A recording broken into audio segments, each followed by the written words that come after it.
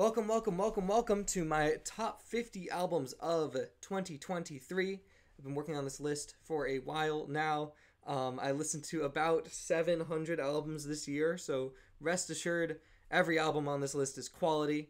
But I did want to start off with a couple honorable mentions, starting with my favorite EPs of the year. That's Let's Hope Heteros Fail, Learn and Retire by Alice Long Yu Gao. Really incredible, forward-thinking pop album. Mini Mix Volume 3 by Magdalena Bay, which is more evidence that they're some of the best pop producers around right now. Naknarera by Maruha, which is a great post-punk record. And then we have Delusional by Dev Lemons, which makes me really excited for what Dev has in the future. I think she is a great songwriter. After that is, in theory, Depression by Thala, one of the smaller indie artists that I listened to this year. Really great stuff. Version Up by Odd Eye Circle was a great K-pop EP that came out this year. Another good album from Odd Eye Circle. And another great K-pop release was Loveliest by Triple S. I'm really excited to see where this group goes. And along with that is the Get Up EP by New Jeans. Triple S and New Jeans being my two favorite newer K-pop groups. We also have Going Gone by Hemlock Springs, which is a great pop EP. Then the Scrapyard series from Quedeca was a super interesting bunch of releases from Quedeca. Then Time Lapse by Yukika, which is a city pop covers EP. Trend Surfer by Zave, which is a very energetic, kind of dubsteppy EDM project. Then the Aphex Twin EP also. So those are my favorite EPs of the year. I also wanted to give a shout out to the live albums that I really loved this year. That's Live at Red Rocks by King Gizzard. An incredible 8-hour experience that I listened to in full, straight through. There's also After the Night by Parannoul and Ichiko Aoba with 12 Ensemble by Ichiko Aoba. Those three live albums were absolutely incredible. So big shout out to those. Anyways, starting off the list, we have at number 50 the hardstyle album Too Fast by Lil Texas. And then at number 49 is Unlock My World by Fromis9. This album has been in my rotation a lot recently. Some great K-pop songs on this. Then we have Fountain Baby by Amaarae. Such a well thought out alternative R&B album. At 47 is Gray in Between by Jerome's Dream, which is a great straight to the point hardcore punk record. Next is The Lamb as Effigy by Sprain. These guys already broke up, but not before they released one of the most unhinged rock records of the year. At 45 is Beloved Paradise Jazz by McKinley Dixon, the first of many underground hip-hop albums on this list. The jazz rap on this one is amazing. Next is The Beautiful and Minimal Romantic Piano by Gia Margaret. I happened upon this album completely accidentally, and I'm so glad I did. At 43 is Yard by Slow Pulp, just an unmistakably fire batch of indie rock songs. Next is Melusine by Cecile, McLorin, Salvant. This album actually grew off me a bit, but it is still one of the best jazz albums to drop this year. Some stunning vocals on this one. At 41 is All of This Will End by Indigo de Souza, who keeps evolving as an indie rock artist. This has some of her best thematic ideas on it. At 40 is Saved by Reverend Kristen Michael Hayter. This album is hard to get through, but it is so worth it. 39 is That Feels Good by Jessie Ware. Unfortunately, the singles kind of carried on this album, but it's still an amazing set of disco-infused dance pop songs. Up next is The Aux by Blockhead. Some great hip-hop production on this thing, as well as some quality features. At 37 is 30 Country by Geese. This is one of the best throwback rock albums I've heard. They are so good at bringing back these dad rock sounds while keeping things fresh. Next is The Land is Inhospitable and So Are We by Mitski. This album is an amazing return to form for Mitski. Some of her best songwriting lands on this thing, and it makes me so glad she isn't done releasing music like she implied after Laurel Hell.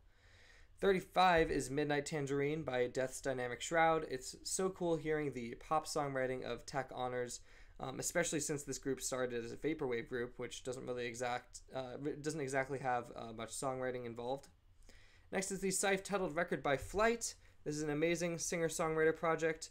Due to a glitch in Apple Music, this was said to be my most listened to album of the year based on the Apple Music replay, but I can't be too mad at that. It is such a nice listen. At 33 is Rat Saw God by Wednesday. This album really blew up in the indie world, and for good reason. These guys kind of remind me of Big Thief's early days. They aren't really doing anything new, but they are following the trends of indie rock better than any of their contemporaries. So I think their next album is going to be better. Next is Speedrun by Frost Children, one of the only purely hyperpop albums this year, since everyone else, including Frost Children themselves, later on in the year, moved on to some sort of pop and indie rock fusion. This album is great, though, and it really shows the boundless creativity with this duo.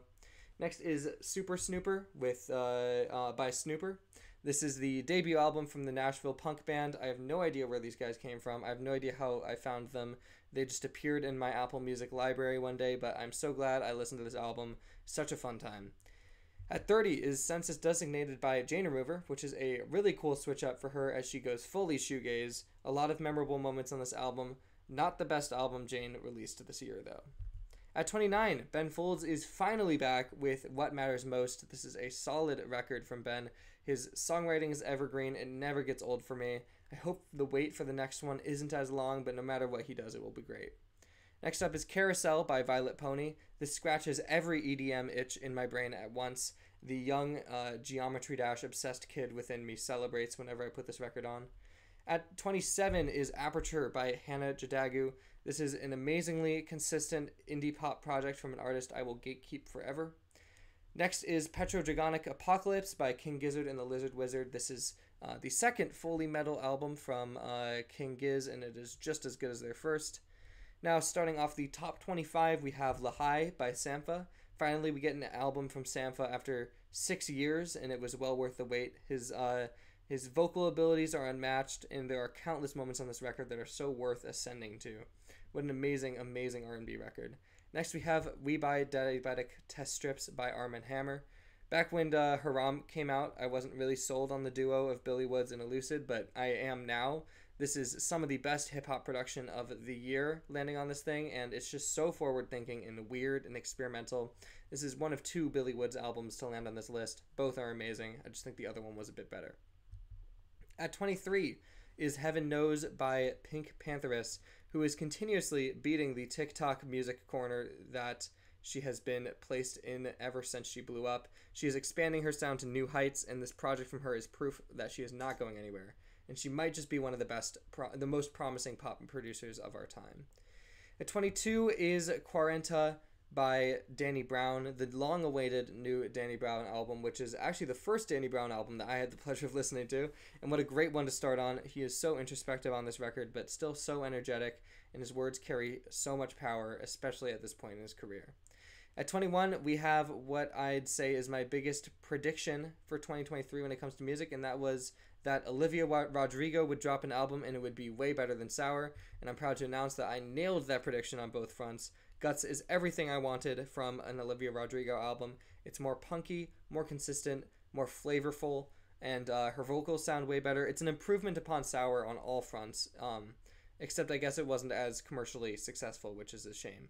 I don't know if Olivia will ever top this album, but I'm glad she was the one to put out one of the best mainstream pop records of the decade so far. At 20 is Oh Monolith by Squid. Now, Squid I always thought was a pretty overrated band. Ever since they put out Bright Green Fields in 2021, I just did not see what other people saw in that album.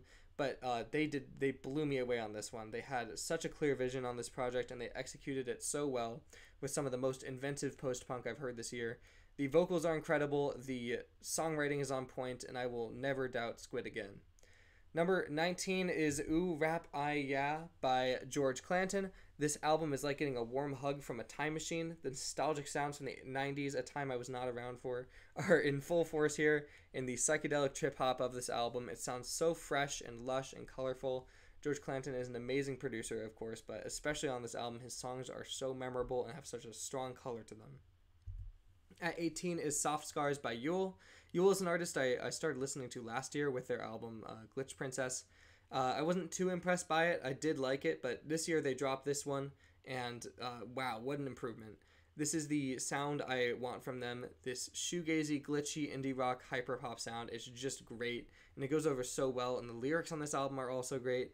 It does drag on a bit at the end, but the peaks on this album are just incredible. At 17 is Miracle Level by Deerhoof. Now I didn't listen to this album as much as I really wanted to, but every time I came back to it, I was just amazed with how good it is. Deerhoof has been around for a while now, and they're still killing it with these experimental math rock songs. This album had a great concept, it was done wonderfully, and I feel like this band will just never miss. Maybe the singles overshadowed the B-sides a touch, but there's still no misses on this thing.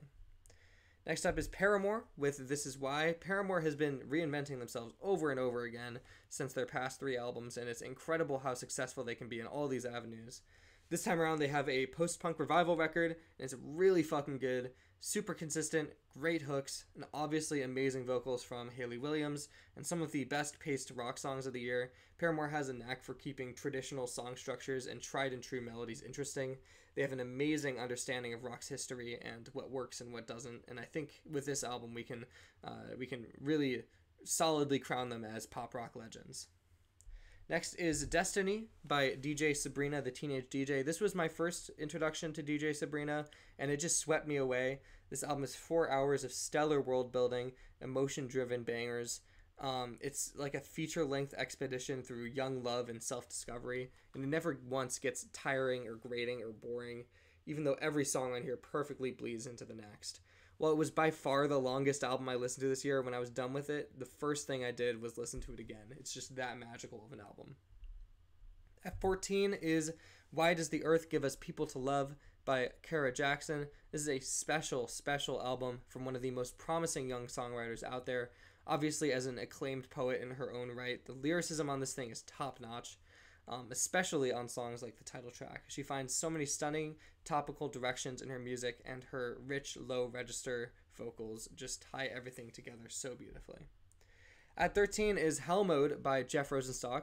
Jeff is the best artist in his lane right now. No one else is writing pop-rock bangers like he is, and he does not miss on this album. It's probably my second favorite album from him after Worry, and it goes to show that even at this point in his career, with major label backing and a lot more production resources at his disposal, the songs still sound raw, powerful, authentic, and meaningful.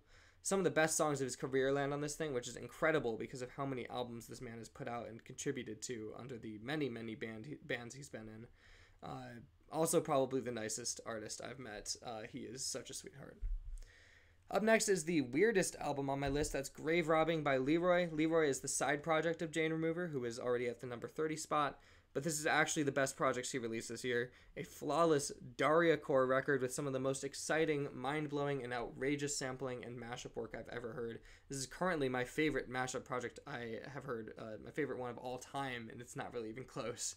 This is 1 hour of blood-pumping, endlessly danceable pop mashups, and I just cannot get enough of it. At 11 is My Back Was a Bridge for You to Cross by ANOHNI and the Johnsons. I am completely new to ANOHNI's music. Apparently she's been putting out music for a while now, and I really have to explore it because, wow, her voice is incredible. It's one of the most unique voices I've heard, and it really calls for a specific sound. My first experience with her voice was actually on the Björk album Volta, where she actually nearly ruined a song for me because her voice was just completely misused. But on this album, it's stunning. She packs so much emotion into these songs, which are gorgeously written and performed. The degree of devastation that is held on this album is unlike anything that I've heard this year. Starting off the top 10 is Maps by Billy Woods and Kenny Segal, which completely convinced me of Billy Woods' talent after not really seeing the hype about his album Ethiops last year. I think what really changed my mind is how well his spoken word style work with Kenny Segal's production, which makes for a perfect combination of drawn down and depressed sounding Billy Woods vocals and minimal, punctual and impactful production from Kenny Segal.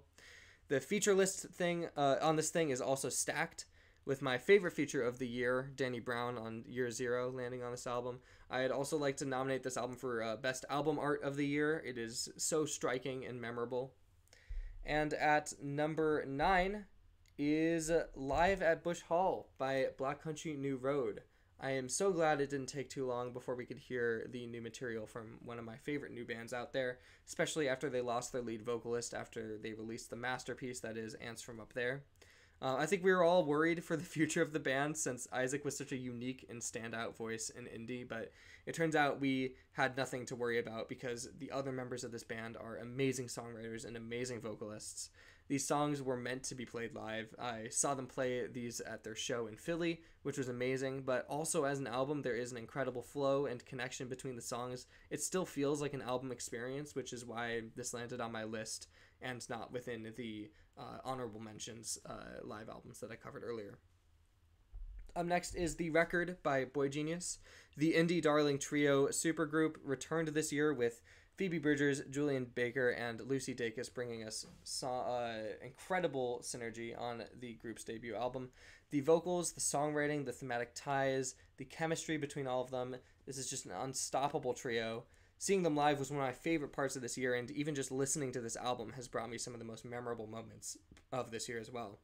Obviously, these three artists have received a ton of popularity these past 3 years, and this album serves as both a victory lap for the three of them as well as a jumping off point as the three adjust to this massive degree of success and acclaim. I'm beyond excited to see where these three artists go from here because it really feels like the three of them are just scratching the surface of what they're capable of, which is incredible because they're already capable of making some of my favorite singer-songwriter music of all time. Next, at 7, is The Loveliest Time by Carly Rae Jepsen. The Queen is already back, and after her amazing 2022 record, The Loneliest Time, in true Carly fashion, we get a new record of some of the songs that didn't quite make it onto the main album. And also in true Carly fashion, the extras are just as good, sometimes better than the core album material. I think this is her most adventurous and experimental album to date. There are some directions she goes on this thing that are completely unexpected, and she pulls it off flawlessly. Whether it's the French house, Daft Punk-esque psychedelic switch, or the strangely dissonant harmonies and awkward chords on Airplanes, Carly just will not settle for anything less than quality, and she never fails to blow me away. At number 6 is Scaring the Hose by JPEGMAFIA and Danny Brown. This album needs no introduction because the title says it all. This is some of the craziest and most inventive rap production ever recorded. JPEGMAFIA is the GOAT, and him and Danny Brown just go in on this thing. The sample work is unspeakable, the energy is infectious, and the Hoes were scared. According to my best judgment and primary sources, Hoes were scared by this thing, and that is all I can ask for from an album with this title. Starting off the top 5 is 100 gecs with 10,000 gecs. Now, I've never had any doubts that I would like 100 gecs' sophomore album, but as the years passed and the album seemed to get delayed and delayed, I got a bit worried that their follow-up wouldn't manage to reach the heights of their debut. But then it dropped, and I was blown away. They grow past the antithetical restrictions brought on by hyperpop and evolve to test out new sounds. This duo does not want to sit still. They are like ADHD incarnate. And then I saw them live, and it was actually the best live show I have ever seen. It was so much fun. And that really is the ethos of 10,000 gecs. It's fun, and I have not had this much fun listening to an album this year than I did listening to 10,000 gecs. At number 4, we have After the Magic by Paranormal. Obviously, shoegaze has been making a huge comeback recently, but none of these new artists really compare to Paranormal for me. The emo shoegaze sound is just so captivating and so inventive, and Paranormal is taking it to very interesting areas, especially with this album, which toys a lot of sounds of pop, even post-rock at moments, some touches of ambient and sound collage, which he also toyed with on his previous release. Just some really creative directions. Also, no album this year has had the same flow as this one. The magic of this album comes with how singular its vibe and its flow is. I really hope as shoegaze continues its second wind, more artists look to Paranormal to lead it. Starting off the top 3 is an album that I liked when I first heard it the day it dropped, and it would just not stop growing on me every single day since, and that is Wall Socket by Underscores. This album just kept giving and giving the more I listened to it. At first, it's just like a fun, genre-bending pop album, but then you pick up on some of the lyrical themes, then you pick up on some of the characters, and all of a sudden, this entire album is a puzzle where you start tying together these narratives of 3 girls becoming adults in a small town. Everything is so well connected, so well planned out, and so vague, allowing for infinite interpretation, but also giving enough coherence to make everything well connected and wrap up cleanly by the end with this beautiful send-off of these 3 characters. The world building, the lyrics, the supremely catchy bangers, the ARG attached, the incredible, incredible production. This album just kept me returning, and I could not put it down. At number 2 is Desire, I Want to Turn Into You by Caroline Polachek. This is pretty much a perfect pop album. It's pop album of the year. Nearly flawless. A huge pattern in my top 10 albums of this year is world building, which is an element of songwriting I really focused on this year. And this is the album that kind of kicked it all off, because once Caroline puts you into her world, you are not leaving. Listening to this album is like being brought through a series of paintings, each with like a landscape wildly different from the last. The desire to escape the material dimension and see emotions manifested in these luscious worlds is what drives the thematic and lyrical content of the album. And it is such an album too. There are slight callbacks to previous songs, there are melodic motifs that are dragged across multiple songs, and there are some production moves that are mirrored in different songs, even though every song has a completely different vibe. The flow is still immaculate. Her voice is also incredible, and her concert was incredible. There is just so much to gush about with this album. But it is not my favorite of the year. My favorite album of the year instead is Javelin by Sufjan Stevens.